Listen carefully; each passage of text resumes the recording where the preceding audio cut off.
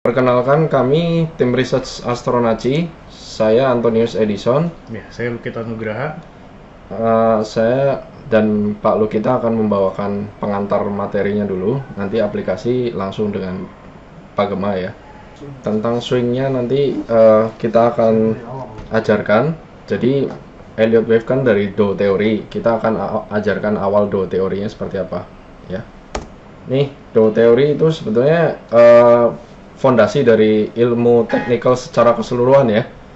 Price action, terus kemudian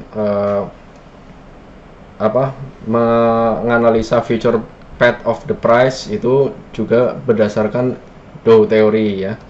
Nah, di sini kalau Anda ingin bertanya langsung silahkan lewat chat ya. Elliott wave ini menganut Doe teori dengan meresemble sedikit, jadi dibentuklah teori Elliott wave. Kemudian Elliott wave juga memang berdasarkan dari Doe teori klasik ya, yang menggambarkan price movement. Nah, yang diambil tuh dari salah satu hukum Doe teorinya. Doe teori kan menciptakan 6 hukum. Salah satunya adalah market bergerak dalam 3 gerakan ya, Pak kita. Nah, ini Pak Lukita bisa jelasin nih. Iya. Jadi gerakannya apa aja? Market itu terdiri dari primary movement, secondary movement, dan minor movement. Primary trend itu adalah tren utama yang biasa juga disebut the wave. Jadi kalau ada sebuah wave dengan harga naik, ya kita bisa sebut itu sebagai bullish trend atau bull market. Tapi kalau wave-nya itu lagi turun, jadi kita bisa sebut sebagai bear market begitu ya. Iya, betul. Jadi dari dua wave itu kita bisa sebut ada bullish dan bearish trend. Kalau secondary trend itu sebuah counter reaction atau reaksi yang memiliki arah kebalikan dari tren sebelumnya. Apapun tren sebelumnya. Jadi kalau trennya misalnya bullish, secondary reaction-nya pasti bearish. Tapi ingat, itu secondary reaction ya. Secondary reaction bukan berarti perubahan arah tren secara umum. Jadi cuma arahnya aja sementara. Bullish kan naik, secondary-nya turun. Kadang juga disebut koreksi. Nah, kalau minor trend itu dia sebagai subdivisi atau subbagian lagi dari primary dan secondary-nya. Ini adalah bagian terkecil dari Doe teori. Nah, kita sebelum masuk Elliott wave-nya, mungkin kita langsung ke contoh swing yang dimaksud Doe teori kali ya. Iya. Kita boleh pakai MetaTrader MRG aja ya. Nah, silakan. Cara nariknya. Nah, kalau Elliott wave itu kan narik wave-nya, itu menghubungkan antara swing high dan swing low. Sebelumnya saya jelasin swing ya. Swing itu dia kalau swing high dia menjadi titik paling tinggi dan candle setelahnya harus menembus low-nya dia. Nih, kalau swing low dia menjadi titik paling rendah dan dia harus menembus high-nya si candle paling rendah ini. Ini swing low, ini swing high. Ya. Jadi validasinya di situ nanti untuk menarik antar swing. Nah, di Doe teori juga menarik swing itu nanti akan connect dengan Elliott wave. Ini namanya swing line ya. Hubungkan dengan swing high ketemu swing low. Pakainya garis trend line, tapi kita sebutnya swing line ya. Iya. Nah, ini ada swing high ketemu swing low ketemu lagi swing high. Swing high ketemu lagi swing low, tarik sampai ketemu swing low ya. Gitu ya. Lalu tarik lagi ketemu swing high. Ini cara nariknya Anda harus benar. Kalau nggak akan ketemu wave di Doe teori. Di Elliott wave, sorry ya. Nggak akan ketemu. Swingnya intinya di dalam satu kali tarikan itu ada kelihatan gerakan minornya. Tapi di dalam minornya nggak boleh ada minornya lagi ya. Iya. Yang subdivisi tadi itu. Subdivisi bagian tadi. terkecil. Nah, ini kalau ini kan kelihatan primary-nya turun. Nah, bagian yang naik pendek ini secondary. Cuma kebetulan ini ke spot yang udah berubah tren ya. Berubah. Kita cari yang aja Pak, yang lebih mudah diikuti. Kita pakai gold aja ya. Nah, ini gold. Oke, ini gold ya. Gold kita pakai daily chart. Oke, contoh yang saya mau hadirkan di sini yang bearish, Pak. Oke. Jadi yang silakan. bearish saya kasih pakai annotate aja biar gampang. Swingnya dari sini ke sini, ke sini, ke sini, sini, sini ya. Start gold daily ya. Ini April. chart gold daily yang mau 17 ikutin di bawah kelihatan saya lingkari 17 April 21 Mei. Nah, di sini kalau kita pakai garis trend berarti tarikannya ke sini.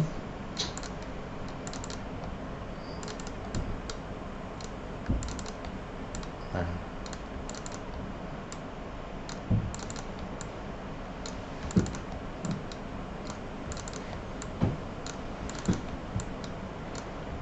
gini ya Pak Anton. Ya betul.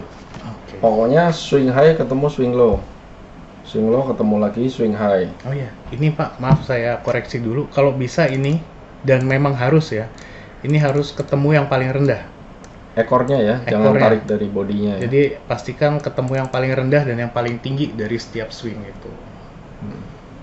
Nah ini ada Pertanyaan. pertanyaan. Itu narik garisnya apa bisa pakai indi zigzag? Pertanyaannya cukup menarik ya Pak ya. Cukup menarik, banyak sekali sih sebenarnya yang sering bertanya seperti ini tentang indikator zigzag, indikator fraktal. Sebenarnya itu membantu, cuma kadang adjustmentnya akan menjadi miss ya. Iya, karena indikator itu tidak bisa membedakan beberapa swing yang signifikan atau tidak gitu. Jadi dia cuma bergerak berdasarkan matematis yang udah diprogram aja. Lebih baik kita gambar sendiri Pak, sekalian latihan. Pak, strategi ini cocoknya di time frame Time frame berapa? berapa? Time frame juga paling sering ditanyain kalau ngomong Indo teori. Jadi gini Pak, kalau ngomong primary movement itu sebaiknya di time frame yang cukup besar ya Pak. Time frame yang major lah kita sebutnya. Iya, time frame utama untuk melihat arah trend, misalnya pakai daily. Nah, di daily ini kan ada major movement atau major trend ya. Di sini saya tandain dulu ya. Ini major, saya tandain dengan garis 2. Kalau majornya udah turun, berarti di minornya itu cuma bisa nunggu koreksinya aja gitu. Kita nggak punya alasan untuk nyolong-nyolong ya Pak ya, karena itu berbahaya. Counter trend itu berbahaya sekali. Fraktal bisa menunjukkan swing. Fraktal itu bisa Pak, tapi suka repaint, dan masalahnya untuk nyari yang lebih tingginya lagi tetap butuh kejelian kita sih, karena fraktal kadang-kadang tumpuk-tumpukan sebelah kan Pak, itu yang Betul. bikin gak valid. Terus kalau harganya running, kedip-kedip jadinya. Iya, Repaint soalnya. repaint. Bahkan udah close pun bisa repaint gitu. Jadi biasakan tanpa indikator dulu lah kalau ngomongin si Dow teori ini atau Elliott Wave ya. Pak Friendly punya pertanyaan tuh. Jika kondisi cenderung sideways, swing mana yang dihitung? Sideways ya tetap, kalau namanya juga sideways, kita bukan ngomongin tren ya. Bukan ngomongin tren, jadi kalau sideways ya tarik aja. Kalau ngomongin swing line ya, swing high ketemu swing low ketemu swing high. Ya. Itu namanya sideways trend, beda lagi dengan yang ada di Dow teori tadi. Ini kita kasih contoh aja Pak untuk gambaran sideways-nya. Saya coba. Jadi kalau sideways Pak, penarikannya tetap langsung aja. Ini ada swing. Ini contoh yang sideways ya. Ke sini. Ke sini.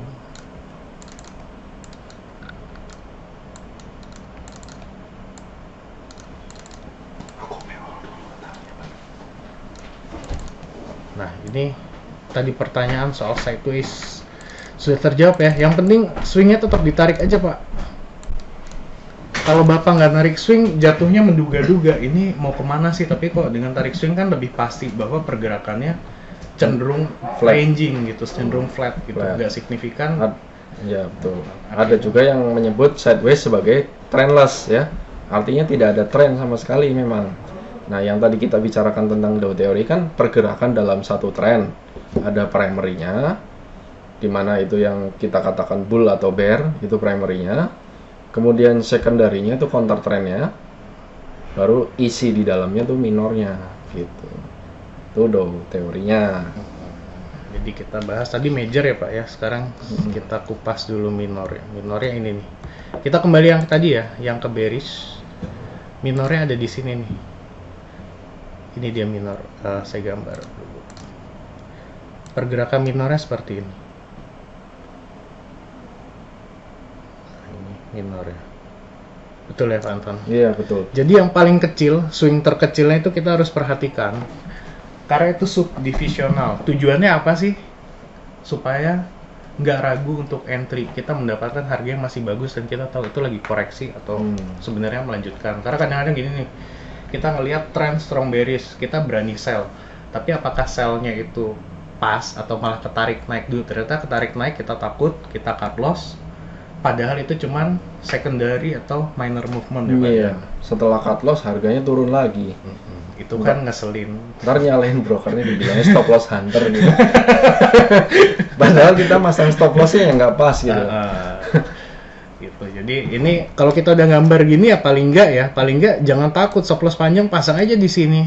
Toh udah yakin kan trennya bakal turun, pasang aja di sini. Pak, stop lossnya panjang nggak masalah. Sekarang gini, stop lossnya panjang, profitnya panjang nggak? Gitu aja. Kita entry di sini, entry on break misalnya, stop lossnya sekian. TP-nya 1:1 aja, dapat gitu. Ini kalau kita ngomong Dow teorinya aja Pak ya, belum pakai Elliott Wave. Iya, Nah, betul. ini belum pakai Elliott Wave ya. Belum Kita pakai cuma Elliott Wave. baru ngomong Dow teori doang nih. Tenang, tenang. Elliott Wave-nya nanti dulu, kita ngomongin basicnya dulu. Mau tanya, gunakan daily time tarik major di mana? Oh enggak Pak, untuk Pak Hewin, jadi majornya boleh dijelaskan atau? Major itu sebenarnya kita mau lihat tren itu di sisi mana. Major itu kita melihat secara keseluruhan tren itu kelihatan ke bawah atau ke atas, itu major. Anda bisa mengatakan H4 itu major, Anda juga bisa. Yang penting sudut pandang kita melihat kecenderungan itu kemana harganya itu. Baru nanti turun ke minor-minornya. Betul. Jadi kurang lebih major itu gini Pak. Misalnya dari Kelapa Gading mau ke Senayan nih, itu major. Minornya kita pilih jalan yang mana gitu.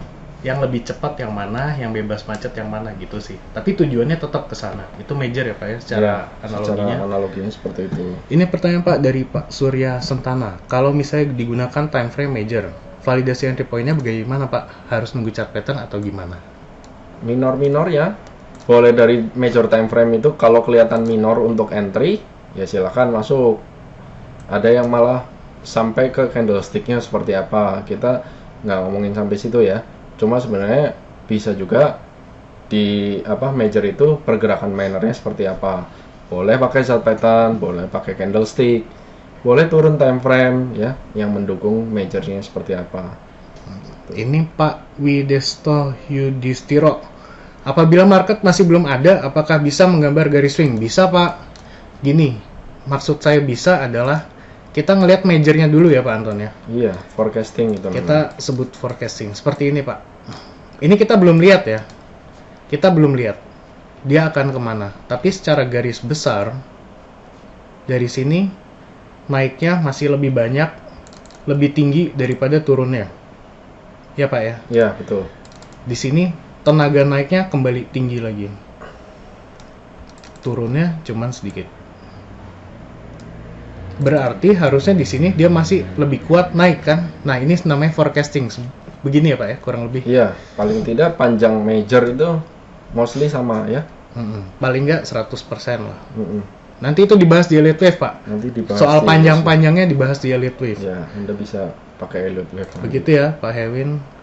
Pak Edwin Zulkifli, jadi berapa lower Pak untuk bisa dianggap primary movement? Nah ini pertanyaan yang bagus juga ini Pak. Berapa lower low? Silakan. Kita cari dulu. Ya. Berapa lower low berarti kita lagi ngomongin bearish dong ya? Iya, itu bearish. Nih bearish. Biasanya kalau dalam satu pergerakan primary bukan berapa lower low-nya, tapi isi di dalamnya itu 3 gerakan biasanya. Nanti lebih detail di Elliott Wave ya. Ini katakan satu major turun bearish ya. Satu major saya anotasi aja warna kuning ya. Isi di dalamnya kan ini nih. Mulai turun 1 2 3. Nah, ini major. Naiknya 3 gerakan lagi 3. Ini sekundarinya.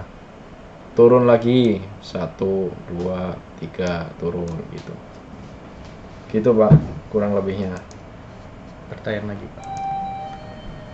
Bagaimana momentum majornya seperti apa ya? Masih baru sekali. Oh Pak Erik. Pak Erik dulu kita jawab ya. Bedanya major sama minor itu kalau kita bilang minor apa secondary Pak? Minor tuh isi di dalam primary-nya Pak. Minor. Jadi kan kalau secara skala kelihatan bahwa primary-nya segini ya, isi di dalamnya itu minor, subdivisional tadi. Semua swing low meskipun pendek, semua swing high meskipun pendek digambar itu namanya minor. Pak Alfianto, untuk minor ada berapa kali gerakan? 3. Tadi 3 ya. Nanti ini dibahas juga di Elliott Wave, Pak Alfianto, boleh. Bagaimana membedakan ciri-ciri yang secondary dengan trend reversal? Cara membedakan ya. Ini saya gambar ya. Oh, salah, sorry. Ketika dia turun ke sini, itu butuh berapa lama? Berapa hari? Kita hitung ya. 8 hari. Oke? Ini dulu ya, 1. Ini primary. Nyari kepala cangkul kan? Untuk memastikan ini kepala cangkul, kita hitung lagi. Perjalanan dia naik ini berapa hari?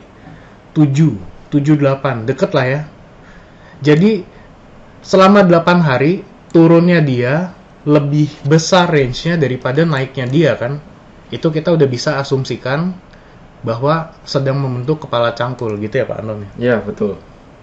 Jangan sampai turunnya 8 hari tapi naiknya 16 hari udah pasti. Nah itu udah bahaya berubah trennya ya. Dow teori itu ya. Nah sekarang masuk ke pengenalan Elliott Wave. Pengenalan dulu. Jadi kurang lebih itu tarikan swing low, swing high. Ada nanya lagi soal Dow teori kayaknya Pak. Oh, sorry. Yang bermasalah dengan suara itu narik swingnya kok nggak dari high paling atas? Oke Pak Ignatius Eka. Balik lagi. Kita balik lagi ya. Kita perjelas dulu. Maksudnya Pak Ignatius dari sini tadi. Boleh aja dari sini. Tadi kan contoh ini satu tarikan. Kalau mau dari sini juga nggak apa-apa. Tapi yang benar memang dari atas ini Pak Ignatius ya.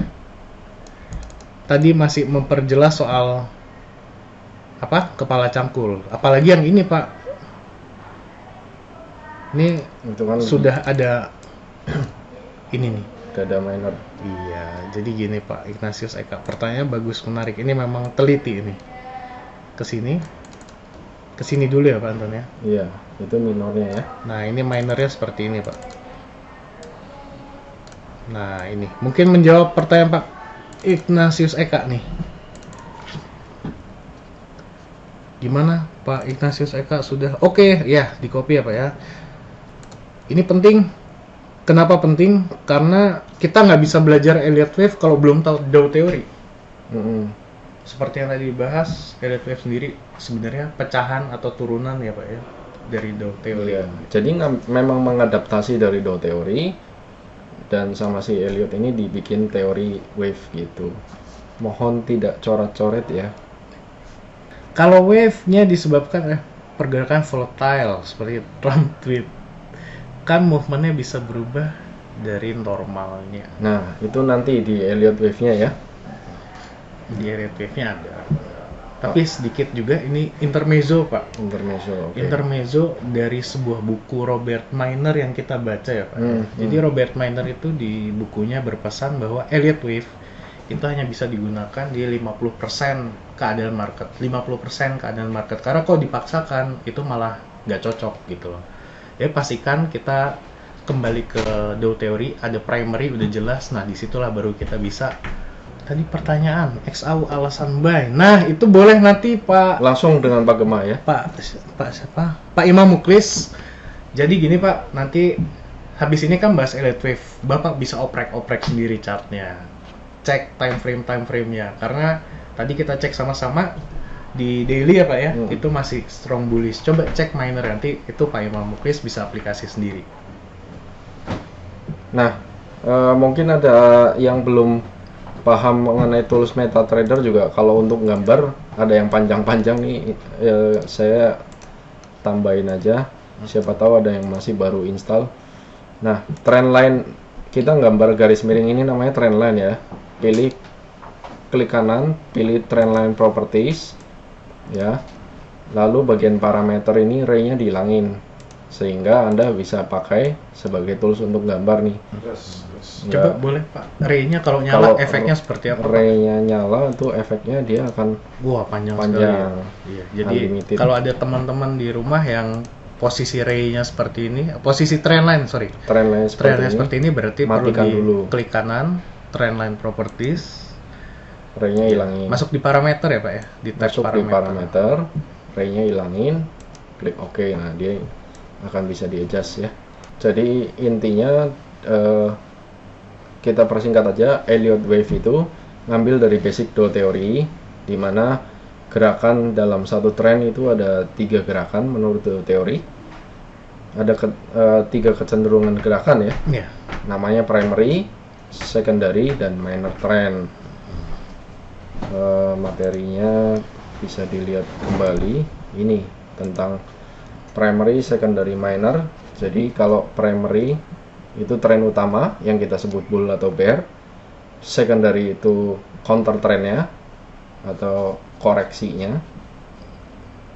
Koreksi technical rebound ya kalau di pasar saham bilangnya. Kalau pas naik itu technical rebound, kalau turun disebutnya koreksi. Padahal yang benar koreksi itu bisa naik bisa turun ya. Secondary reaction. Lalu minor trend itu pergerakan subdivisionalnya ya, atau kecil-kecilnya ya. Oke, ini masih ada pertanyaan nih Pak, 3. Secondary reaction sama kepala cangkul itu sama? Ya, betul sama. Pak Andi Mardiko.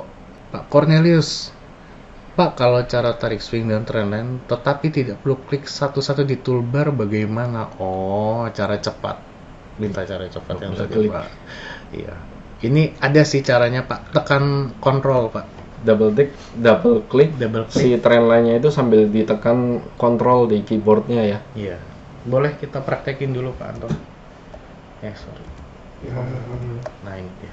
Nah, kalau gambar trendline nih, tinggal di double click tapi Anda pencet kontrol ya. Jangan dilepas kontrolnya. Kontrolnya jangan dilepas, setelah double click baru kontrolnya dilepas. Lalu ini bisa ditarik. Nah, gitu loh. Salah satu titiknya. Ini kan ada 3 titik. Kalau ditarik buntutnya dia bisa ditarik kemana-mana. Kalau ditarik tengahnya dia akan sama. Terpisah. Seperti jangka Pak. Jangka. Gitu ya. Cara tarik garis trendline susah Pak. Mendingan dari desktop Pak. Bisa, tapi mendingan dari desktop. Ribet sekali narik trendline dari Android ya. Bisa Pak. Boleh ini Pak, MetaTrader yang kita kasih juga sini Pak. Ya, ini ya. Pokoknya gini Pak, nanti tekan aja di sini. Nah, ini ada beberapa item. Ambil yang di sebelah kirinya tanda tambah. Di sebelah kirinya ya. Terus di situ ada pilihan trendline Pak. Bapak bisa tarik. Nah, seperti ini ya. Oke. Sekian pengenalan Do Theory. Masih ada yang mau ditanyakan soal Do Theory? Oh, masih ada. Satu tren major bearish membentuk kepala cangkul, boleh tidak kita buy untuk short trading?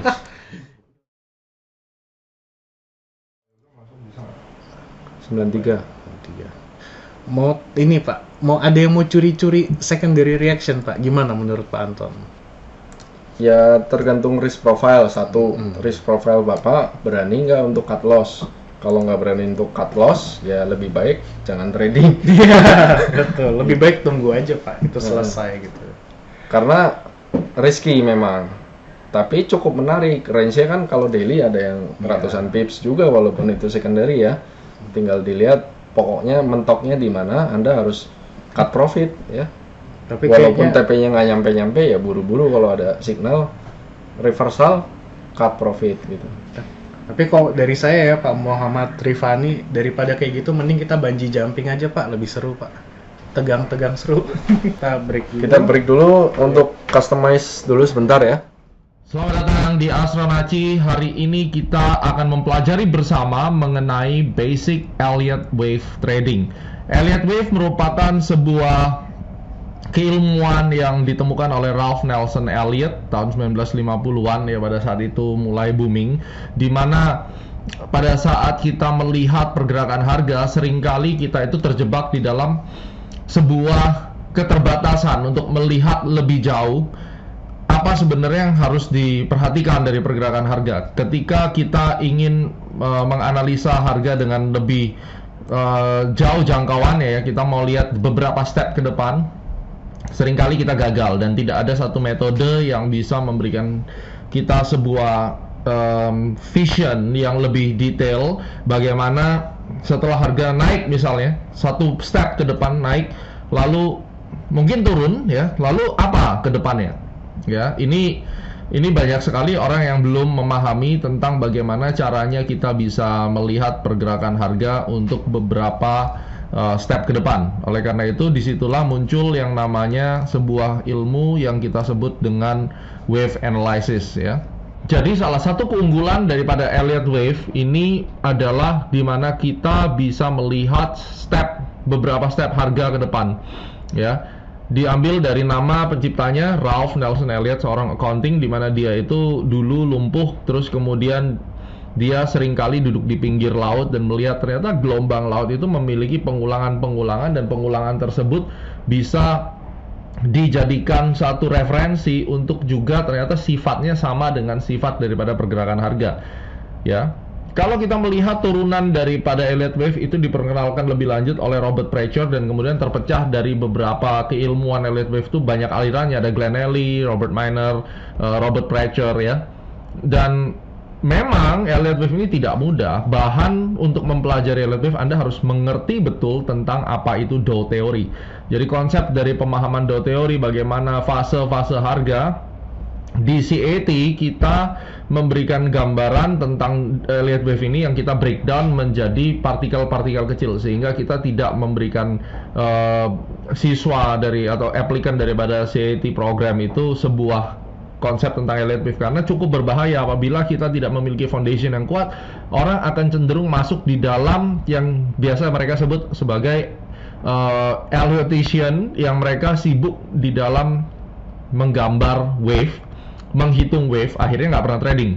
Itu salah satu kelemahan. Jadi kalau kita bicara keunggulannya bisa melihat harga panjang ke depan beberapa step, tetapi kelemahannya adalah kebanyakan orang-orang terjebak di dalam wave counting. Kerjaannya adalah ngitungin wave tanpa mereka benar-benar bisa trading gitu. Jadi di dalam 1, 2, 3, 4, 5 ABC itu kita nyebutnya wave-nya itu adalah 1, 2, 3, 4, 5 dan ABC. Banyak orang yang terjebak di dalam menghitung wave aja kerjaannya tiap hari tanpa mereka akhirnya benar-benar masuk ke market.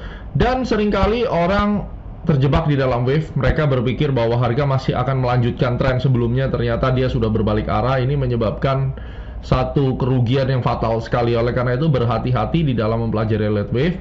Saya akan sebisa mungkin mengajarkan Elliott Wave dengan very simple, karena ini adalah basic pengenalan. Part 1 kita akan membahas tentang impulsif dan nanti part 2 kita akan membahas tentang korektif ya. Jadi mari kita mulai.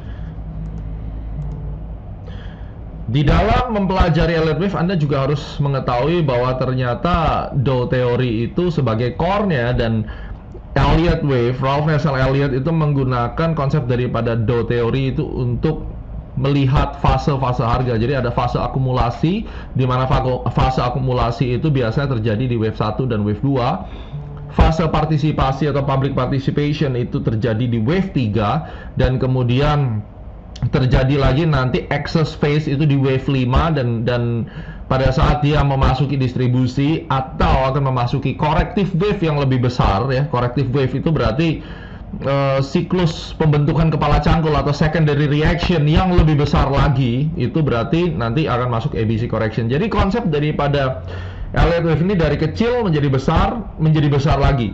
Jadi siklus dalam siklus itu adalah basic pemahaman daripada Elliott Wave ya. Pergerakan harga ada 3, ada primary, secondary, dan minor. Kita tahu dari primary trend itu biasa kita sebut sebagai badan daripada cangkul ya, badan cangkul, dan secondary trend itu adalah kepala cangkulnya ya. Primary dan secondary trend ini merupakan sebuah dasar daripada pergerakan harga, dimana kalau kita melihat primary itu bentuknya biasanya impulsif ya, naiknya signifikan. Anda bisa lihat nanti di gambar. Jadi kepala cangkul, badan cangkul kita sebut, dan kemudian secondary reaction adalah bentuk daripada korektifnya, dan juga ada minor trend, itu bagian di dalam pergerakan harganya ya, minor trend ya. Nah, ada rules daripada Elliott Wave. Ini adalah unbreakable rules yang benar-benar harus diikuti. Wave 2, catat baik-baik, wave 2 itu tidak bisa retrace, melampaui awal daripada wave 1, baik dalam kondisi bullish maupun dalam kondisi bearish. Tidak boleh. Kalau dia melampaui berarti jelas itu bukan serangkaian daripada Elliott Wave. Wave 3 tidak bisa menjadi yang terpendek dari keseluruhan impulsive wave. Tidak bisa menjadi yang terpendek. 1, 3, 5. In the 5 wave sequence itu tidak boleh, yang 3 itu yang terpendek. Wave 4 tidak boleh overlap ya, atau kita bicara ini dasarnya ya, tidak boleh dia overlap atau trade into territory dari wave 1. Tetapi ada pengecualian. Seringkali kalau marketnya whipsaw, ini secara dasar aturannya tidak boleh overlap, tidak boleh menyentuh. Tetapi dari beberapa pendekatan teori-teori pengembangan Elliott Wave yang lain, melampaui itu boleh, tetapi tidak boleh tutup di bawah atau di atas wave 1. Nanti kita gambarkan ya, yang penting dicerna dulu aturan ini. Dan apabila kita melihat ada 3 aturan ini yang tertembak, terlampaui atau dilanggar gitu ya, maka Elliott Wave structure-nya tidak jadi ya. Tapi ingat, yang paling penting adalah wave 3 itu tidak boleh menjadi yang terpendek dari semuanya. Harap diingat baik-baik. Mari kita perhatikan. Ini cara kita melihat dan menulis wave. Ini wave 1, 2, 3, 4, 5. Satunya di atas ya, bukan satunya di bawah, 0 di bawah itu, X, Anda bisa tulis X ya. Nah, wave 4 itu tidak boleh overlap daripada ujung 1, menyentuh sedikit pun tidak boleh. Aliran yang lebih modern mengatakan bahwa 4 itu boleh sebenarnya, tetapi tidak boleh tutup di penutupan ujung daripada 1. Seringkali bagaimana kita bingung kan, bagaimana kita melihat penutupan 1 ini bagaimana caranya? Caranya adalah menggunakan line chart. Jadi kita pakai line chart, lalu kita lihat, kita rubah jadi line chart. Selama 4-nya ini tidak tutup di bawah ini, berarti itu masih sah dianggap sebagai wave 4. Dan setelah 4 itu 5. Kebanyakan orang mereka terjebak entry di 4. Waktu di 2 nggak berani entry karena kebanyakan awal mula pergerakan 1 ini semuanya dari tren yang turun dari atas ke bawah, lalu dia mulai naik. Dan usahakan 1 ini kalau bisa idealnya lebih tinggi daripada peak sebelumnya, itu akan lebih confirm ya. Nah, apa pentingnya dengan mengetahui ini? Jadi kita tahu sebenarnya kalau misalnya tren itu baru ya, dan dia masuk di dalam participation, maka akan ada 5 gerakan ke atas, kemudian setelah 5 gerakan idealnya akan ada 3 gerakan ke bawah ABC. Ingat, saya baru menjelaskan basic. Ini bukunya aja tebel segini ya. Jadi kita mulai pemahaman dari basic analysis terlebih dahulu, jangan masuk ke yang lebih kompleks lagi. Nah, mari kita bahas tentang wave 1. Setiap wave ada karakternya, dan saya percaya webinar kali ini akan memberikan Anda benefit yang luar biasa, karena goal daripada webinar ini Anda mengetahui apa sih wave, fungsinya apa, dan setiap wave impulsif itu penjelasannya bagaimana, aturan mainnya seperti apa ya. Ini mari kita pelajari. Wave 1 ya, itu harus dibagi atau terdapat 5 gerakan di dalamnya. Jadi kalau wave 1-nya terdapat hanya 3 gerakan, itu bukan impulsif. Jadi kita bisa lihat wave 1 itu bisa jadi 1 atau bisa jadi A ya. Impulsif itu adalah kalau kita bicara tentang tren. Kalau correction itu lawan daripada impulsif ya. Jadi kalau impulsif itu ditandai dengan angka 1, 2, 3, 4, 5. Kalau correction itu ditandai dengan huruf A, B, C. Bisa sampai E, A, B, C, D, E. Itu nanti complex correction. Itu lebih detail lagi. Tapi ya sekarang kita mau menandai. Ternyata di wave 1 itu dia di dalamnya harus ada 5 gerakan walaupun kecil-kecil. Bisa kita turunin ke time frame yang lebih kecil untuk melihat, atau bisa kita melihat itu sebagai minor movement daripada time frame bersangkutan. Bisa di time frame apa saja, semua time frame bisa, semua time frame bisa. Jadi saya di Astrology di CAT selalu mengajarkan, juga di DVD Ultimate saya selalu mengajarkan bahwa pada saat kita ingin menghitung minor ya, pastikan Anda menentukan satu time frame untuk analysis. Jadi kita sebut sebagai major time frame, dan nanti akan ada entry time frame. Biasanya jaraknya 2 degree. Kalau yang di forex daily berarti entry time frame-nya H1. Kalau di saham biasanya weekly ke daily atau monthly ke daily, ya. Monthly-nya yang besarnya itu untuk trend direction-nya, sedangkan daily-nya untuk entry-nya. So, wave 1 should subdivide into a 5 wave sequence. Terus berikutnya, wave 1 is usually greater in price and time than the recent corrective swings of similar degree. Ini nanti saya akan kasih contoh. Jadi, wave 1 gampangnya begini. Kalau misalnya trennya, ya mari kita coret-coret sedikit. Kalau seandainya trennya sebelumnya turun, saya kasih warna merah, turun ya, misalnya begini. Lalu kemudian wave 1, nah wave 1 ini mulai, 1 ya, kita taruh 1 di sini. Kalau 1 ini mulai di sini, diharapkan, ini kan korektif, arahnya ke atas kan, kepala cangkulnya. Maka korektif movement yang ada di sini itu harus lebih besar daripada semua, ya, greater in price and time dan the recent corrective swing of similar degree. Dia harus lebih besar dari semua yang ada di belakang-belakangnya, ya.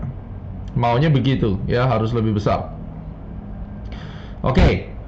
Jadi salah satu ciri-ciri penunjuk wave 1 adalah dia akan menjadi tren baru. Berarti tren yang ini sudah selesai, tren yang ini baru akan dimulai, dan wave 1-nya impuls. Diharapkan ini impulsif, kenaikannya lebih besar, lebih tinggi, lebih range-nya lebih panjang daripada semua kenaikan yang ada di corrective action sebelumnya. Ini kenaikan ini, dan secara durasi waktu lebih lama. Berikutnya, wave 1 should subdivide into 5 wave of lesser degree, ya, jelas di sini di degree yang kecil dia ada di sini, ya, ada 5. Wave 1 usually greater in time price than prior corrective wave similar degree. The prior corrective wave is the ABC sequence. The wave 1 to 5 sequence is greater in price and time than ABC sequence. Therefore, probably subdivision of wave 1. Jadi ini juga menjadi hal yang diperdalam ya di sini ya. Jadi prior corrective wave above is the ABC sequence. The wave 1 sampai 5 sequence is greater in price and time, ya, daripada ABC sequence-nya. Ini kalau kita mempermudah memahaminya, maka saya ingin Anda memahami bahwa wave 1 ini lebih besar daripada semua ABC yang ada di sini. Dia bercerita bahwa korektif itu adalah ABC di sini. Jadi harus lebih besar dari semua ABC yang ada di prior trend sebelumnya, ya. Prior trend berarti yang trend yang terjadi sebelumnya itu akan memvalidasi munculnya wave 1, ya. Ini contohnya wave 1. Wave 1 consisted by a smaller wave 1, 2, 3, 4, 5 movement, ya. Mari kita perhatikan. Ini 1, 2, 3, 4, 5, ya. Terjadi 1, 2, 3, 4, 5. Sebelumnya ini mungkin adalah tren seperti ini, dan secara keseluruhan wave 1 besarnya itu adalah ini. Ini 1 besar. Ini adalah minornya. Jadi minornya membentuk 1, 2, 3, 4, 5. Ini 1 besar, kita harus lingkarin. Di dalamnya terbentuk 1, 2, 3, 4, 5. Ya. Jadi di akhir daripada 5 gerakan, 5 gerakan ini 1 swing, 2 swing, 3 swing, 4 swing, 5 swing. Ini kita nomorin 1 yang besar. Lalu di sini diharapkan akan muncul 3 gerakan, di mana ini nanti kita masuk ke korektif ya besok. Ini adalah ABC correction. Baru nanti akan lari lagi ke atas 5 lagi gerakan. Jadi dengan adanya Elliott Wave kita punya gambaran. Saya bisa merangkai pergerakan harga. Walaupun ini belum muncul misalnya, ini belum terjadi. Oh, oke. Setelah titik D ini kita hanya menomori biasa saja D ya, supaya mempermudah. Mungkin di sini ada support kuat misalnya. Lalu di area support kuat ini terbentuklah titik nolnya, dan kemudian dimulai lari 1, 2 ya. Kita bisa gambar bahwa gerakan yang ada di 1 sampai 5 ini mungkin adalah minor trendnya, dan nanti bisa diukur jaraknya berapa. Elliott Wave itu adalah patternnya, dan alat ukur daripada wave ini menggunakan Fibonacci. Ini yang kita harus ketahui ya. Impulsive wave 3. Wave 3 is never the shortest of the 3 impulsive wave. Jadi tidak boleh kalau wave 3 itu menjadi yang terpendek itu nggak ada. Harus selalu menjadi yang pokoknya tidak boleh yang terpendek ya. Itu wave 3 ya. Wave 3 is usually the extended impulsive wave. Normally wave 3 itu yang paling panjang dari semuanya, tetapi tidak harus menjadi yang paling panjang. Jangan sampai pemahamannya pokoknya wave 3 itu adalah yang harus paling panjang, itu salah ya. Harusnya kita jadi wave 3 itu tidak boleh menjadi yang terpendek, tapi dia tidak harus menjadi yang terpanjang. Intinya supaya dia tidak menjadi yang terpendek saja. Itu yang paling penting untuk Anda ketahui ya. Jadi jangan sampai itu terjadi. Jangan sampai kita juga berpikir bahwa wave 3 itu harus yang terpanjang, tidak. Nah, minimum price objective untuk wave 3 itu minimum adalah 100% daripada wave 1. Makanya sekarang harus menggunakan Fibonacci. DVD Fibonacci, The Art of Fibonacci Trading Astronacci itu harus dikuasai untuk Anda bisa nantinya menghitung harga yang jauh lebih panjang, lebih dahsyat lagi ke depannya ya. Jadi itu yang harus Anda perhatikan. Dan ini misalnya 1, kemudian ini 2, minimum wave 3 itu adalah 100% daripada 1. Kalau dia di bawah 100% itu sudah jelas bukan wave 3. Ingat, dan wave 3 itu juga memiliki anak. Ada 5 juga di dalamnya, kemudian wave 4 ya. Penting untuk Anda ketahui di bagian ini. Nah, ini ada lagi tentang wave 3. If the suspected wave 3 has exceeded 100%, lebih daripada 100% ya, a signal has been made that the current wave is probably wave 3 of a 5 wave sequence. Jadi kalau benar-benar dia sudah melampaui 100% ya, berarti kemungkinan besar ya, memang benar-benar nih misalnya udah melampaui 100% ya, katakan di sini. Memang benar-benar ini adalah 3. Apalagi kalau satunya ini 5. Ingat, kenapa satunya ini harus 5? Karena kalau satunya 3, setelah 3 ini nggak akan ada 4 lalu naik. Ini yang banyak orang terjebak di sini. Maka setelah 3 ini turun sedikit, naik langsung turun ke bawah. Dan Anda berharap membeli di sini, Anda kira 4, kita PHP nih. Ya, diharapkan dia bisa naik ke atas, ternyata tidak akan ada ini yang terjadi. Ya, ini akan terjadi, dia drop. Kenapa? Karena satunya cuma 3. Kenapa? Kalau satunya 3, maka keseluruhan ke atas ini bukan 1, 2, 3, 4, 5, tapi ini adalah A, B, C. Itu yang jadi masalah besar nantinya. Ya. So, in this case, the next minimum price objective will be 162. Jadi 162% daripada wave 2. Gimana cara ngitungnya? Pakai Fibonacci projection. Ya, Fibonacci projection dari poin ini kita hubungkan ke sini. Misalnya ini 100. 1000 deh biar gampang. Terus kemudian misalnya ini adalah 500, maka ini adalah ya 1618 ditambah 500. Selisihnya, sorry, ini harusnya selisihnya. Ini kalau kita lihat ini 1000, kemudian ini 500 ya. Selisihnya adalah 500. Anda kali 1618 ditambah 500. Makanya pakai Fibonacci lebih enak, arahnya ke atas ini. In fact, wave 3 will often terminate ya, seringkali di terminate very near this projection. Seringkali wave 3 itu berhentinya di 162 atau maksimum 262 dari wave 1. Jadi bisa loh dia sampai atas ini. Oleh karena itu kita harus menggunakan Fibonacci. Jadi kalau Elliott wave tanpa Fibonacci ya nggak akan bisa jalan. Kenapa? Karena di dalam Elliott wave itu untuk menghitung target harganya itu dia menggunakan Fibonacci. Ya. Oke, ini adalah contoh perhitungan yang salah. Kenapa? Karena wave 3-nya yang paling pendek. Ya.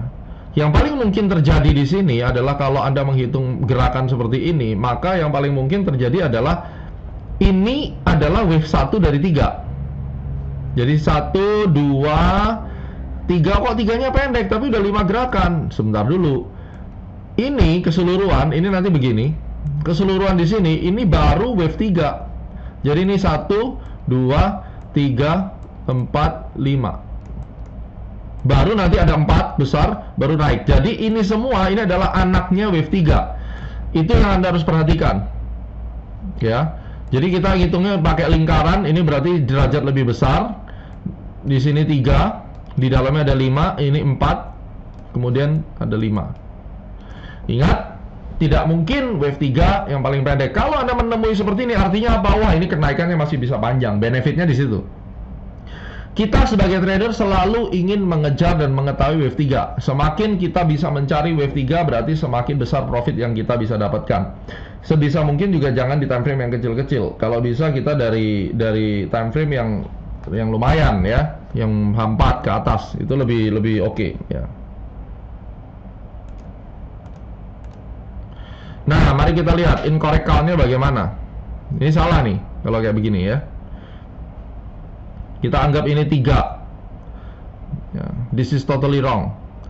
Nah, sekarang mari kita lihat titik nolnya di mana ya. Ini contoh. Titik nolnya di sini. Karena ini patahan harga titik nol ya. Terus kita lihat swing-swingnya, kita hitung dulu. Ini ada banyak swing ya. Kalau kita mau hitung swing, ini dari sini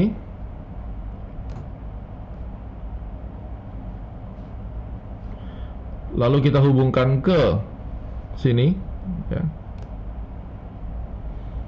Terus ini ke sini, di dalamnya ada anak-anaknya kelihatan jelas, itu minornya ya.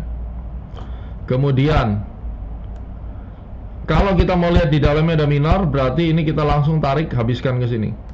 Nah, sekarang baru kita gambar minor-minornya. Di dalamnya ada minor-minornya. Minornya harus cuma 1 derajat saja. Ini yang kita selalu ajarkan di DVD Ultimate juga ya. Ini di sini, di sini.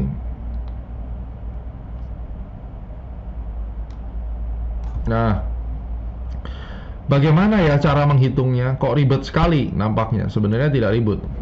Tidak ribet ya. Possible count-nya yang paling mungkin adalah seperti ini. 1, 2, di sini 1, 2, 3, 4, 5 ya. Kemungkinannya seperti itu. Sekarang kalau kita melihat agar lebih jelas lagi, sebenarnya ini pun hitungannya agak rancu. Kenapa? Karena ada yang dilewati. Ini tidak boleh dilewati. Jadi ini tetap harus dianggap titik nol. Ini hati-hati. Kita mau memperlihatkan bahwa walaupun ini possible count ya, kalau Anda perhatikan ini 1, 2, 3, 4, 5. Ini 5 gerakan, berarti ini impulsif. Kita nggak usah ngomong dulu wave-nya berapa ya. Kemudian ini 2, jelas ini ada 3 gerakan. Ini nanti namanya A, B, C. Ini udah komplit. Ini ke badan cangkul, kepala cangkul. Jadi sebenarnya Elliott Wave itu bercerita tentang apa sih di dalamnya badan cangkul ini. Oh, ada 5 gerakan. Apa yang di dalamnya kepala cangkul ada 3 gerakan. Ini satu movement. Terus kemudian kita perhatikan di level yang ini ya. Kalau kita lihat di sini, ini sendiri sudah ada 1, 2, 3, 4, 5. Ini adalah satu wave. Dan di sini ada satu wave juga. Lalu ada pergerakan terakhir ke sini. Oke. Nah, kalau begitu, ini apa yang ada di sini? Ya, ini kan berarti tersisa. Nah, ini yang penting karena ini dimulai dari turun, maka ini batas dari cerita itu dimulai dari sini, di titik nol. Harusnya ini satu besar di sini. Pertanyaannya apakah ini satu? Lihat, gerakan di sini cuma ada 3 gerakan. Nih, 1, 2, 3. Ini bahaya nih, cuma ada 1, 2, 3. Berarti kemungkinan besar ini bukan 1. Makanya kita selalu tulis 1.2, 1 or A. Ini bisa jadi 1, bisa jadi A. Lalu ini bisa jadi 2 besar di sini. Ya. Jadi 2 besar, ya. Dan bagaimana dengan ini? Ya. Apakah ini merupakan bagian daripada satu atau tidak? Ini terus terang perhitungan wave yang agak kompleks, bukan perhitungan wave yang simple. Nggak apa-apa, saya kasih yang pahit dulu. Tapi yang jelas di sini 1, 2, ini merupakan perhitungan wave. Ini 3, karena ini dihitung ya. Ini 4, ini 5. Nah, perhatikan teman-teman semua. Ini satu paket 5 gerakan sampai atas. Ini satu paket gerakan satu lagi. Berarti kalau kita bicara satu paket, ini saya tebelin aja ya. Ini saya tebelin. Ini satu paket, guys. 5 gerakan satu paket. Skalanya itu sama dengan ini. Jadi sebenarnya ini sampai atas adalah 3 gerakan. Penyakitnya adalah seperti saya sampaikan tadi, karena di bagian sini cuma ada 3 gerakan. Ini menyebabkan sampai atas itu 3. Jadi ini adalah A besar, ini adalah B besar, dan ini adalah C besar. Ini yang kita nanti besok pelajari non-ideal correction. Ini harusnya akan turun. Ya. Jadi setelah 5 sell, gitu aja. Gampangnya begitu. Kenapa kita harus tahu sampai mendetail seperti ini? Karena apa? Karena kita mau lihat selanjutnya ini seberapa jauh. Karena teorinya ini kalau dia benar-benar ABC non-ideal, dia harus mencapai bottomnya ini lagi ya. Walaupun itu jauh sekali nampaknya. Oke. Ini nampaknya kok ekstrim sekali jatuhnya. Harusnya sih mungkin nanti sampai di sini dia patah setengahnya dari wave ini, lalu bisa up lagi. Itu tergantung nanti apakah yang ada di sini.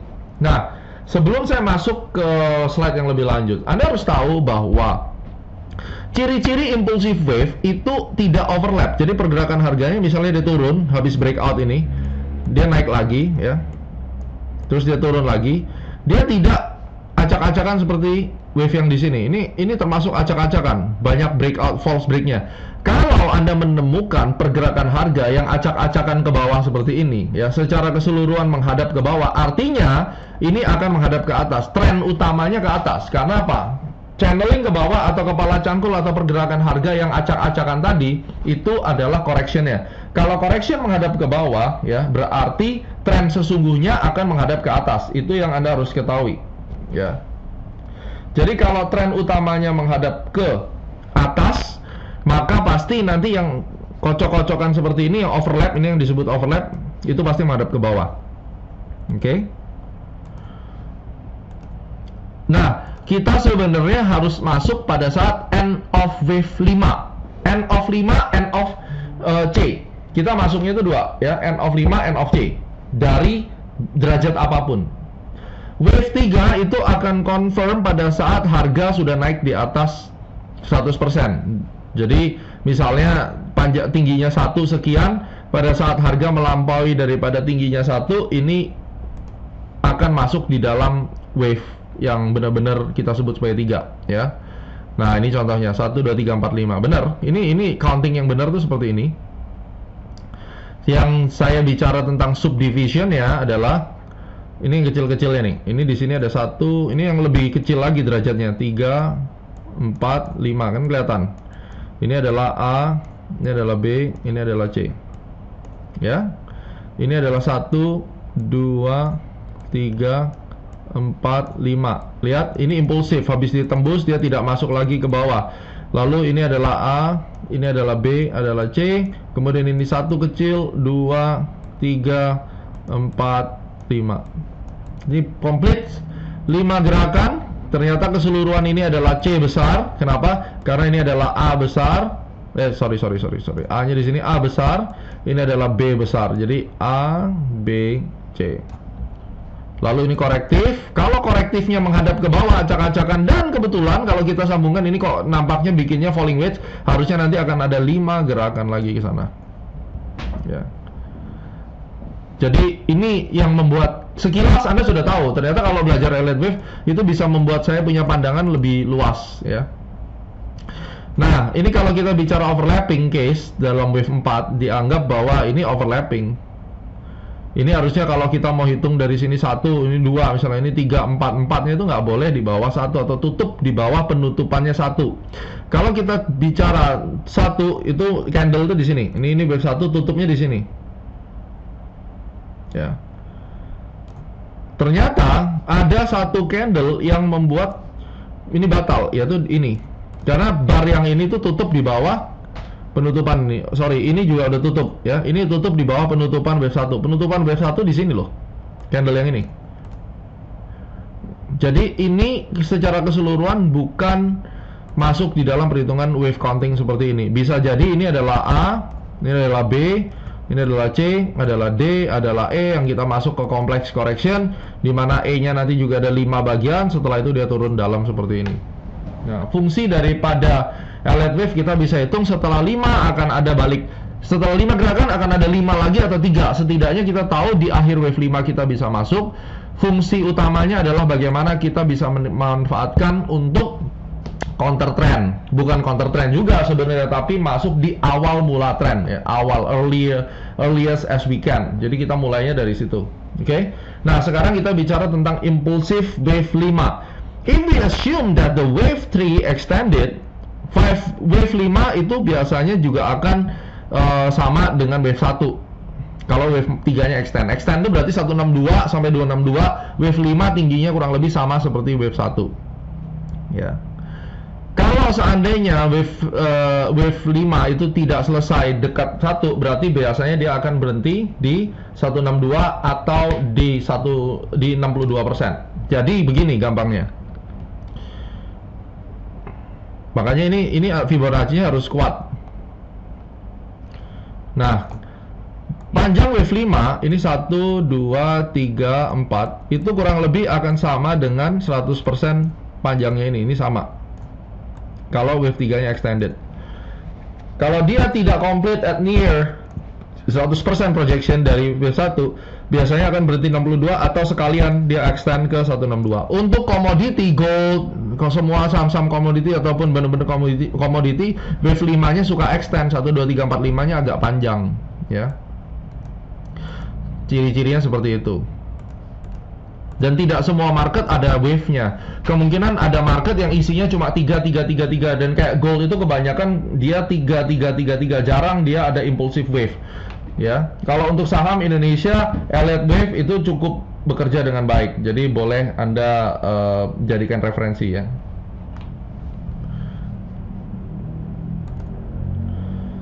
Ini salah satu contohnya, ini kurang lebih sama ya dengan wave 1. Jadi itu adalah gambaran untuk Elliott Wave saat ini. Sekarang kita mau memberikan contoh untuk Fibonacci-nya. Oke, mari kita lihat dari gold yang terakhir. Ini bisa saya perlihatkan kemarin. Oh ya, ini sedikit sharing lah ya. Ini 21 Desember 2012 saya deposit $2.000. Ingat, perjalanan trading itu tidak selamanya mulus ya. Ini loss-lossnya harus Anda alamin juga. Nih, ada musim-musimnya di mana kita loss terus kayak gini kan, loss. Jadi walaupun pakai Elliott Wave atau apapun ya tetap aja bisa babak belur ya. Ini kebetulan banyak loss juga nih, 15.000 minus 12.000 mulai recovery. Ini kemarin dapat lumayan ya dari gold, sell terus buy. Nah, kemarin kita mulai melihat nih awal mula pergerakan yang di sini ini udah patah ceritanya. Terus, nah ini kan bener kan? Ini hitungan wave-nya nih. Wah, kaget juga saya. Ternyata tim analis kita nyiapin dari sini. Ini yang tadi kita bicarain. 5 wave dan falling wedge di sini. Ini persis yang seperti kita bicara yang tadi. Saya belum lihat materinya. Nih ya. Ini turun falling wedge ya. Tadi kita gambar dia akan up ke atas karena ini kocok ternyata ke bawah. Nah, ini hasilnya ke atas. Ternyata di sini ini harus kita waspadai. Kita wave counting dulu untuk pingin tahu seberapa jauh sih sebenarnya dia bisa naik ya. Lihat. Kita tarik dulu garis ya. Ini ada patahan yang besar dan wave 3 itu biasanya dia ekstrim naiknya. Berarti ini kenaikannya sebenarnya masih di dalam wave 3 ya harusnya. Berarti kalau kita melihat ciri-ciri pergerakannya dari bawah ini kita bisa gambarkan seperti ini. Ini masih lari ke atas. Di mana ini adalah 5 wave sebenarnya ya. Ini wave 1, ini wave 2, ini wave 3. Nah, 3-nya perhatikan. Ini ada 1 anaknya nih. 2, 3, 4, 5. Ini baru 5 gerakan dari 3. Nanti turun akan bikin 4. Kemudian 5. Ya.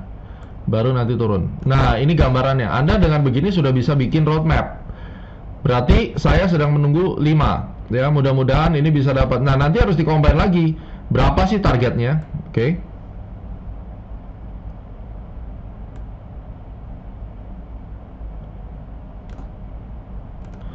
Oke, berapa sih targetnya? Sekarang mari kita coba lihat terlebih dahulu.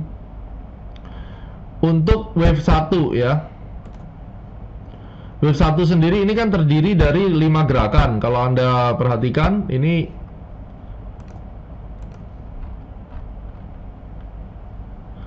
ya, ini dari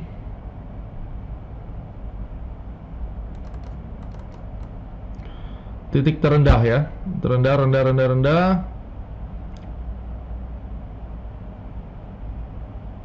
Nah, ini swing sebelum dia meledak. Saya ambil poin ini. Hati-hati, saya lebih cenderung menghitungnya dari titik di mana dia meledak sebelum naik ya. Kita hitung saja swing low terakhir sebelum dia naik. Berarti dari poin ini. Ini kan kelihatan jelas. Jadi kita hitung dulu. 1. Ini anaknya ya, minornya ya. Makanya saya gambar kecil. 3, 4, 5. Ini adalah 1. Di dalamnya ada 5. Kalau kita tarik dengan tren, maka begini. Ya. 2 sampai di sini. Bisa di sini juga, whatever, karena ini 2-nya dalam bentuk sideways. Terus 3-nya ke atas. Ini 3-nya belum selesai loh ini ya. Maka saya akan pakai Fibonacci expansion dari bawah sini saya tarik ke atas. Karena teorinya tadi minimum 100%. 61,8. Berarti idealnya ini minimum wave 3-nya. Dan dia bisa sampai idealnya 1618. Sini ya.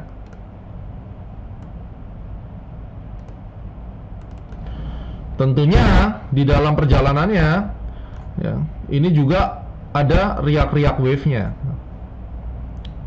Sekarang kalau kita hitung dari bawah sini, taruh di wave 3, taruh di bottomnya. Biasanya wave 5 itu diam di. Oke, saya akan gambarkan agar lebih jelas sekarang. Saya pakai Fibonacci dulu.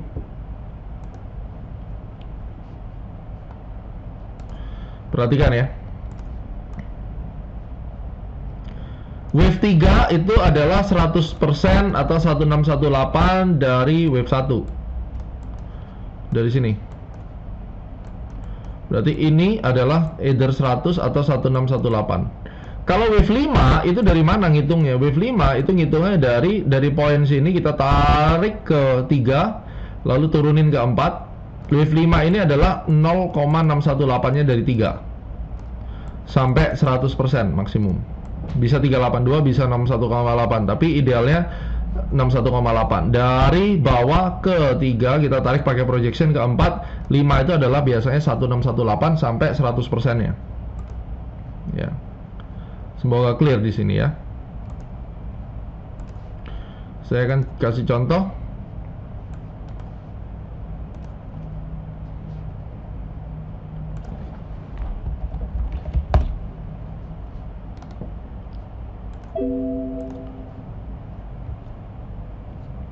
Oke. Ini kan kelihatan jelas sekali.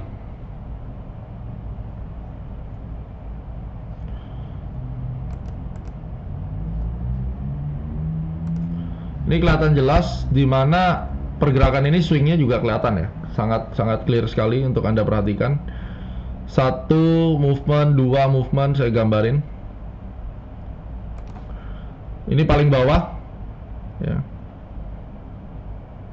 Oh, mungkin ini dulu yang lebih gampang ya. Ini lebih gampang dilihat. Ini 0 ya. 1, 2, 3 ya, 4, 5. Very clear.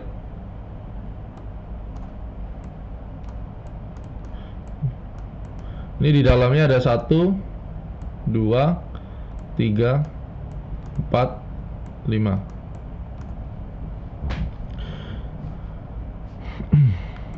Kita hitung sekarang pakai Fibonacci expansion.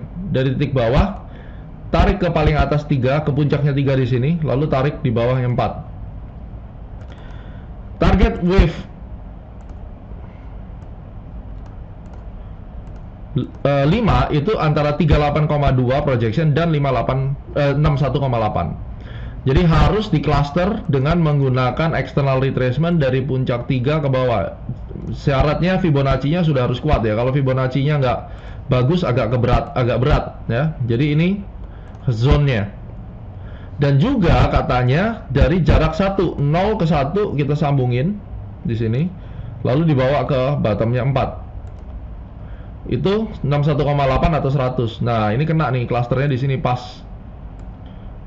Jadi ini cara menghitung Fibonacci berdasarkan aturan daripada Elliott Wave itu di situ. Setelah kena itu langsung jebol ke bawah. Ya. Kita cari 5 gerakan, end of 5 gerakan. Demikian juga dengan ini. Ya.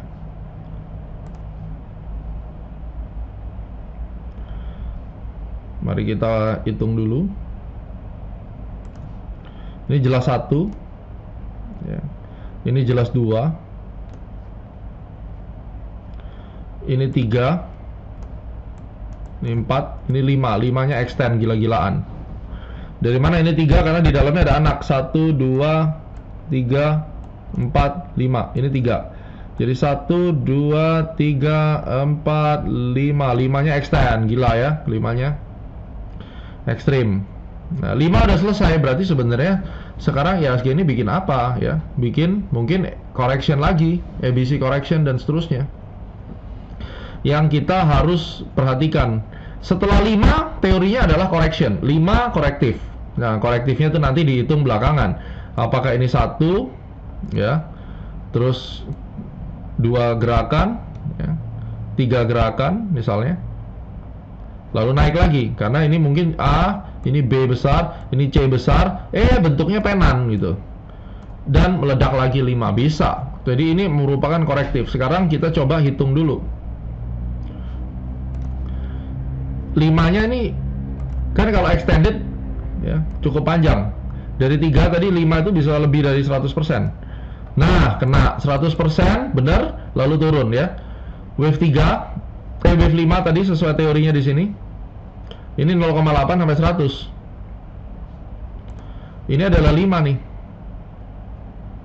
Lalu dia bikin ABC. Nah, sekarang kita hitung dulu yang 3. Dari bottom sini kita tarik ke 1, turunin ke 2. Tuh, pas 1618 tuh 3. Ya, wave 3-nya. Lalu dia drop. Berarti kalau kita trading nantinya, kita bisa hitung dari perubahan tren yang sebelumnya setelah dia membentuk higher high yang pertama misalnya, itu kita bisa asumsikan wave 1 dan seterusnya. Bottomnya jelas. Misal GBP JPY ini titik 0 ya, kita nggak bisa pungkiri bahwa ini titik 0. Lalu kita mau coba menghitung wave-nya. 1, ini jelas 1 nih. Suka nggak suka ini 1. Terus kemudian 2-nya mana? Ini bisa 2.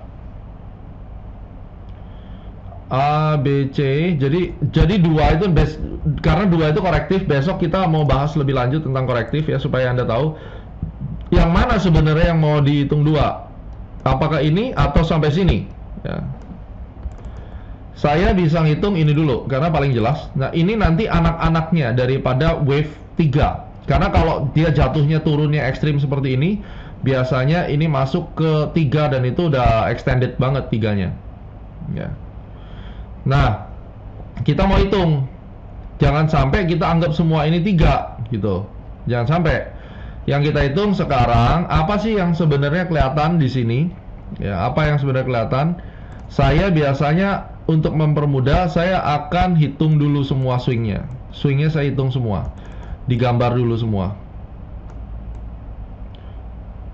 minor maupun major. Saya mau gambar supaya terlihat dengan jelas.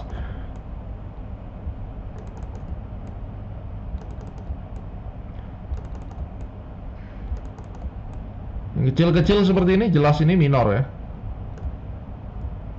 Kita sampai sini dulu. Nah dengan kita menggambar ini kan kelihatan sebenarnya ya, bahwa yang mana wave-nya. Kalau kita lihat polanya, ini bisa saya lebih mudah nih, karena kita udah gambar ini, bisa kita kelihatan ini 1 ya, terus kemudian ini 2,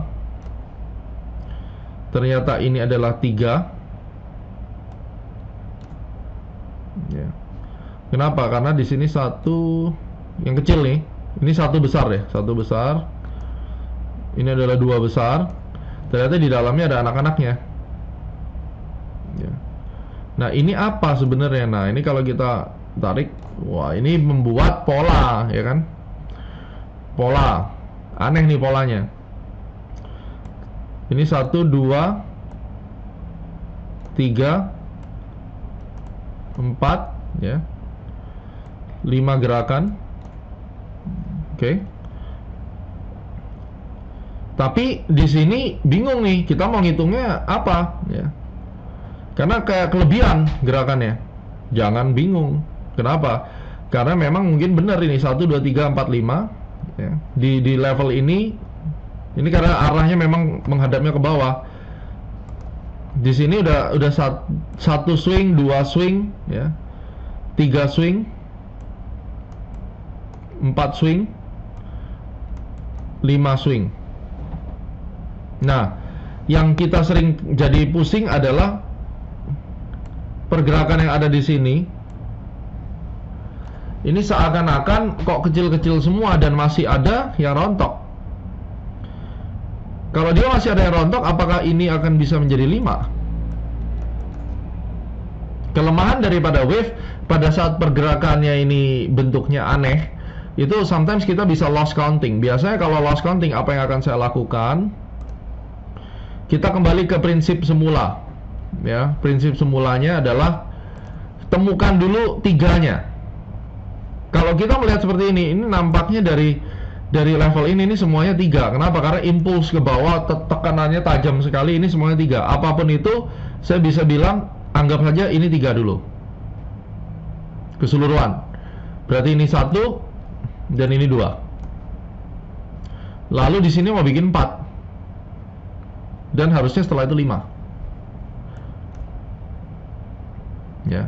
Karena correction yang ada di sini lebih besar dari semua yang ada kecil-kecil ini. Berarti di dalam Pondian ini wave 3-nya benar-benar extend luar biasa, bahkan melampaui 262. Ini jauh melampaui 262. Karena nggak mungkin ini kita bicara ini 5 agak nggak masuk akal. Jadi 3-nya itu dahsyat sampai melampaui poin ini. Ya. Poin 262, karena 262 itu harusnya terakhir. Nah, pemahaman selanjutnya bisa jadi ini memang 2. Ini memang 3-nya sampai ke 262, lalu ini adalah wave 5 sekarang. Ya. Kita masih bingung karena apa? Tidak clear gambarannya. Ini yang akan Anda hadapi di dalam wave counting yang real. Tidak semua seindah yang kita harapkan di awal. Lalu, Pak, kalau gitu bagaimana saya mesti counting? Kenapa? Karena wave counting kita perlu mencari N of 5 dan N of C. Saya biasanya akan buka wave dari time frame yang lebih gede untuk bisa melihat pandangan yang lebih clear dan lebih fair, lebih jelas.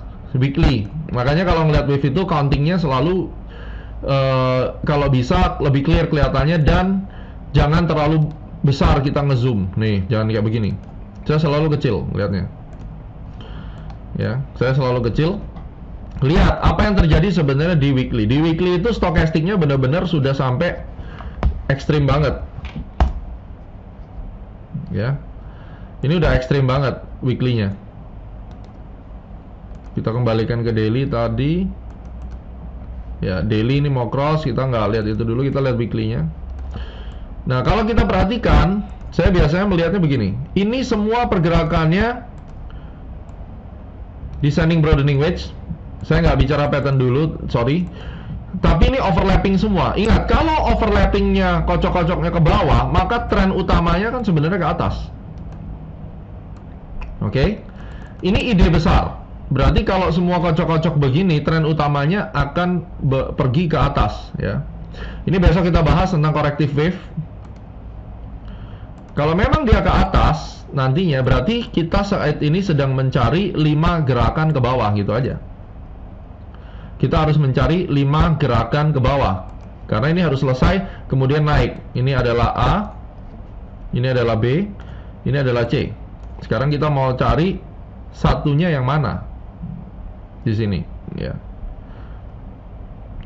Di dalam wave counting kita akan melihat beberapa alternatif.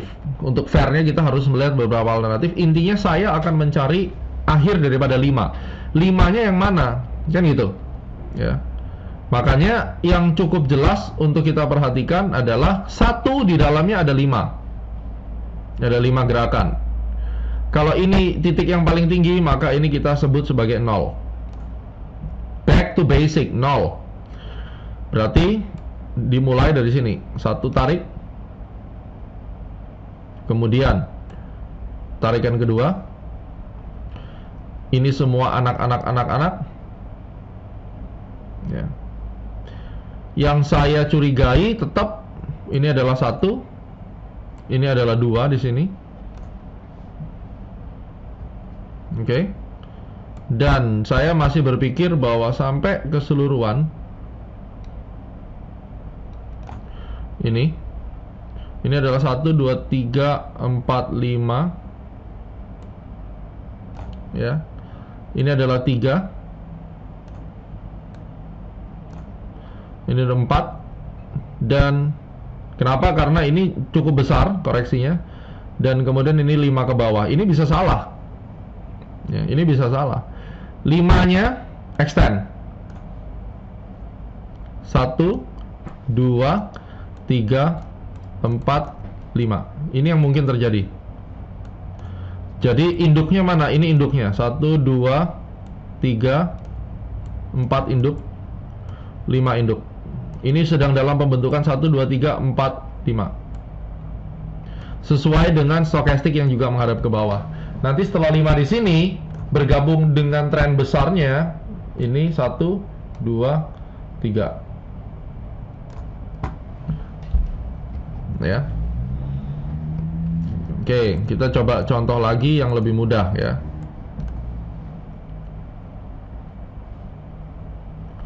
Yang terlihat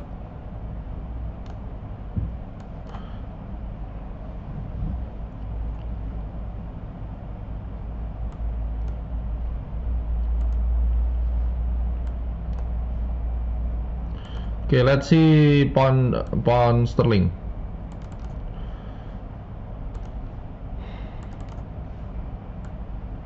Nice.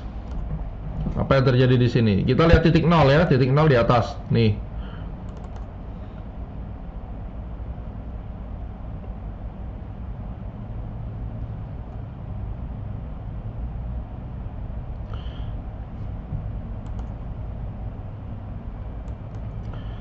Mari kita hitung. Ini titik 0. Kemungkinan ini 1, 2. Ini udah hampir pasti. 1, 2. Ini 3. Ini 4. Ini 5.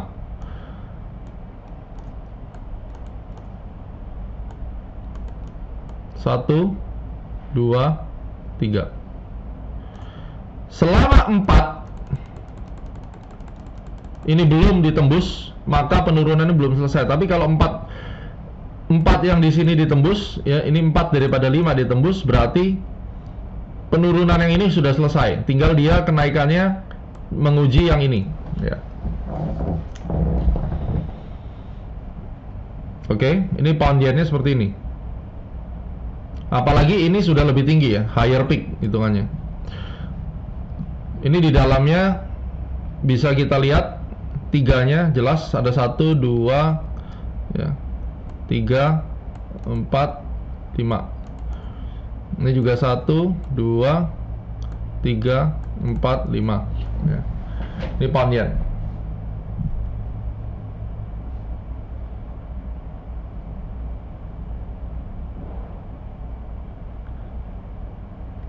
Selama dia tidak menembus lagi titik ini. Jadi 1, hati-hati turunnya. Stokastik ini penting, ini nafasnya, berarti wave satunya masih bisa kuat. sampai berapa, mungkin 78,6 atau 88,6 di level ini, lalu dia baru turun.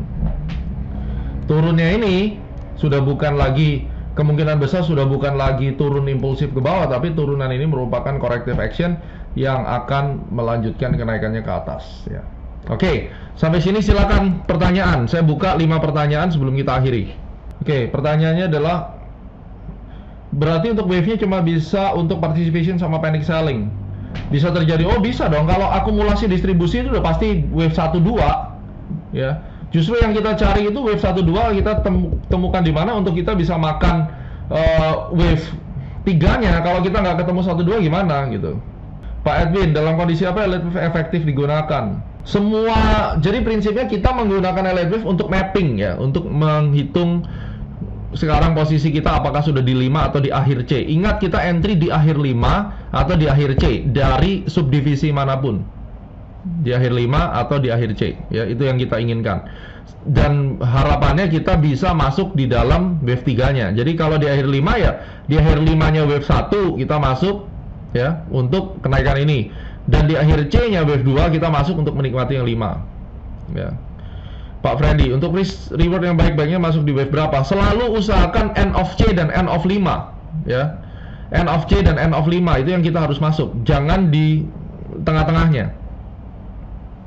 Besok kita mempelajari correction dan beberapa contoh untuk entry-nya, gambarannya di mana. Ingat, webinar kali ini lebih ke pengenalan terlebih dahulu untuk Anda tahu mappingnya seperti apa ya. Materi nanti akan dikasih ya PowerPoint-nya, end of the course ya. Oke, nggak ada lagi pertanyaan. Jadi elliott wave yang saya ajarkan ini adalah elliott wave standard yang disimplify, karena kalau kita bicara elliott wave yang turunannya Robert Preacher itu benar-benar sampai ada grand super cycle sampai beberapa degree yang paling kecil. At the end, kelemahannya Anda nggak akan bisa trading, Anda akan sibuk ngitungin wave. Prinsipnya cari end of 5 dan cari end of C, dan kita berusaha untuk masuk di wave 3-nya. Oke? So, teman-teman semua, ini adalah sebuah ilmu yang penting untuk Anda kuasai dan bisa membuat Anda bisa melihat market dengan lebih jauh ya. Untuk mendeteksi akhir wave 5 apa bisa menggunakan divergen dari 3? Tidak ada hubungan 3 divergennya untuk ke 5. 5 pun 5 sendiri harus ada divergennya. Jadi Anda akan melihat divergen daripada 5 ya. Divergen daripada yang wave ke-5, dan biasanya di wave ke-5 muncul double top, head and shoulder, rising wedge, falling wedge itu di situ. Oke, kalau market yang sedang sideways, maka kita sebutnya itu adalah complex correction. Besok kita pelajari. Tujuannya adalah untuk mengetahui kapan sideways-nya selesai, dalam berapa hitungan counting lagi dia akan selesai gitu. Pak Wikel, berarti kalau saya cari 1, 2, 3, 4, 5 di daily, saya boleh cari wave kecil di H4? Boleh, nggak apa-apa ya. Dan memang seperti itu, dan nanti hitungan Fibonacci yang digabung antara wave 5 yang misalnya kita hitung wave 1 nih, 1, 2, 3, 4, 5 di daily. 1, di dalam 1 ada 5. Jadi end of 1 itu di dalamnya nanti kita cari di time frame yang lebih kecil, Fibonacci digabungin antara Fibonacci cluster time frame kecil dan time frame besar. Makanya saya saranin invest Fibonacci dulu, DVD The Art of Fibonacci Trading. Daripada Anda trading yang enggak loss semua, mendingan invest beli DVD Fibonacci Trading. Karena kalau sudah paham tentang Fibonacci, nanti kan tinggal menghitung daripada wave-nya ini ya. Jadi silakan menghubungi rekan-rekan dari Astronaci untuk DVD Fibonacci The Art of Fibonacci Trading, karena itu dasarnya ya. Titik 0 itu prinsipnya adalah patahan. Jadi kalau sebelumnya naik terus kemudian dia mulai patah turun, masuk. Alat bantunya adalah exponential moving average. Misalnya kalau dia sudah tenggelam di bawah moving average atau udah naik di atas moving average kalau di dalam bullish, maka itu bisa dijadikan titik 0 ya. Melihat 1, 2, 3, 4, 5 di D1 dan spot akhir wave 2 atau 4 di D1, lalu entry di time frame 1. Jadi kalau bisa masuknya di wave 2, end of wave 2, karena wave 2 ada C-nya. Masuk di end wave 2, dalam hal ini adalah C. Kemudian di wave 4 udah nggak usah masuk ya. Mungkin di end of 3 Anda udah keluar, ngapain ya. Nanti tungguin 5 selesai, masuk lagi di 5. Nanti entry-nya kembali lagi di time frame yang kecilnya untuk melihat ya, di time frame yang kecilnya. Saya kasih contoh terakhir ya.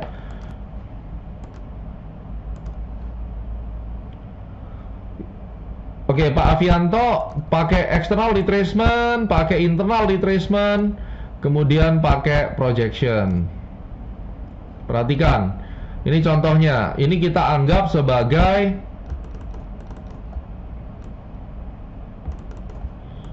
misalnya nih, saya mau ngejar wave 3 ke bawah. Maka di dalam area yang saya gambarkan ini, saya zoom misalnya ke H1.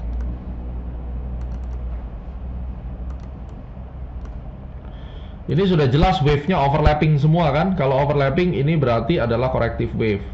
Jadi kalau corrective wave di satu terlalu ribet, misalnya saya biasanya turunin ke 4. Di 4. Tapi kan ini yang kita mau hitung. Jadi klasternya, kalau kita pakai daily, saya hitung klaster gampang, tarik, nggak usah klaster, saya tarik dulu. Oh, ini berhenti di 38,2. Ingat, 38,2 itu di sini. Dan ini adalah area daripada, saya kasih ya 38,2, saya kasih warna, ini area sini, saya kasih warna merah untuk menandakan bahwa ini loh area perhitungan daripada time frame yang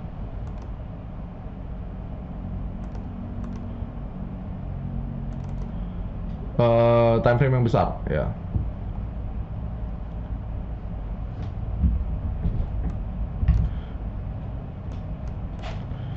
Lihat warna merah. Nah, sekarang saya turunin pakai time frame yang kecil, H4 misalnya. Lalu saya tahu, kita menghitung nih. Katakan ini adalah A, ini adalah B, lalu ini adalah C. Ya. Ini diharapkan nanti begini. Nah, maka saya akan menghitung klasternya di sini. Saya tarik dari B ke C, 1618 itu berhenti di sini. Saya pakai projection dari poin ini ke poin A. Itu saya taruh di B. Tuh 100%-nya di sini. Berarti ini adalah area 1618 100% dari time frame yang lebih kecil. Ini udah kena klasternya. Dan setelah ini harapannya adalah 1, naik sini 2, 3, 4, 5. Dan saya akan tunggu muncul ABC correction di sini, stokastiknya nyampe ke atas, saya akan sell ke bawah. Semoga ini bisa menggambarkan bagaimana salah satu strateginya N of C untuk menikmati 3, N of 5 untuk menikmati pembalikannya, ya. Pak Andrian, ya di excessive atau despair salah satunya, ya. Ya betul Pak Wikel, konsepnya begitu.